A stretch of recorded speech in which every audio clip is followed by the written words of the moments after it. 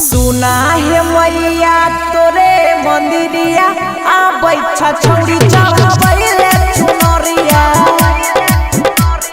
सुना है मैया तोरे मंदिरिया आ बैठा छौड़ी चढ़ावैले चुनरिया। भूखला पियासल करै छनमी भूखला पियासल करै छनमी जलवैले आबै छ रोजे दियरिया। सुना है मैया तोरे मंदिरिया आबै छ छौड़ी चढ़ावैले चुनरिया। सुना है मैया तोरे मंदिरिया आबै छ छौड़ी चढ़ावैले चुनरिया।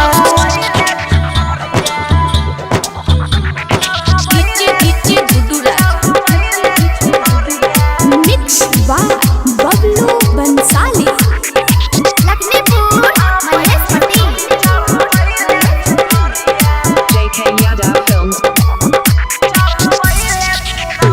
आ मंदिर धोई के सब पूजा करै छ।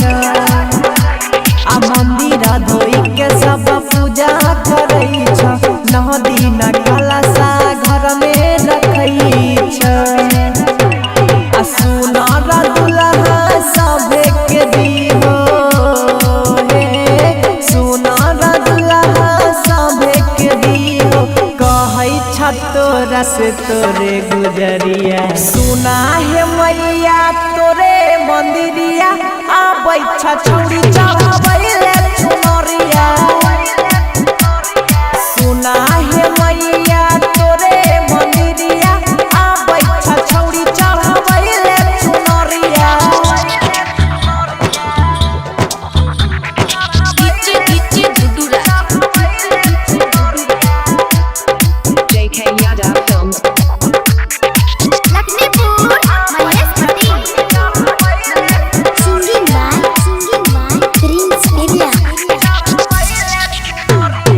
दर्शन करले तोर रोजे आबै छ।